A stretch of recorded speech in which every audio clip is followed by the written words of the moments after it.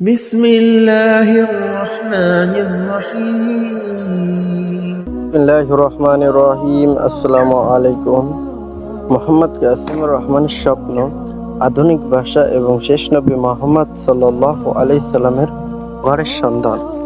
মোহাম্মদ কাসিম বলেন, 6 আগস্ট 2018 সালে এই স্বপ্নে আমি ওর বাড়িতে ছিলাম।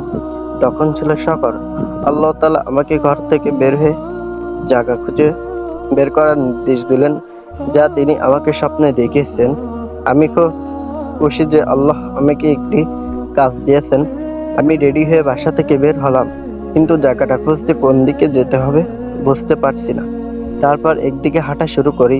কিছু দূর যাওয়ার পর কয়েকজনের সাথে দেখা হয়। তারা আমাকে জিজ্ঞাসা করে আমি কাসিম কিনা।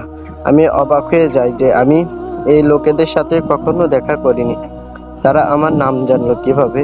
তখন তারা আমাকে জিজ্ঞাসা করে আমি কোথায় যাচ্ছিলাম কিনা।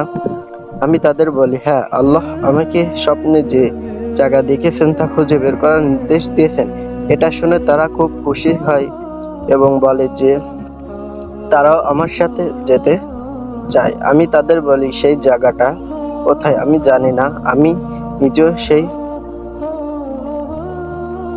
সেটা খুঁজে পাইনি। আমিও জানি না সেই জায়গাটা কত দূর। আপনারা হয়তো ক্লান্ত হয়ে যাবেন। তারা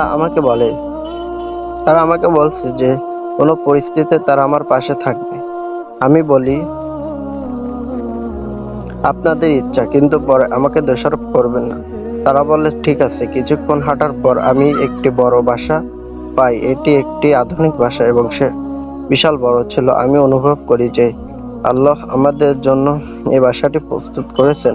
আমি আমার সাথে থাকা সমস্ত লোককে ভিতরে যেতে বলি।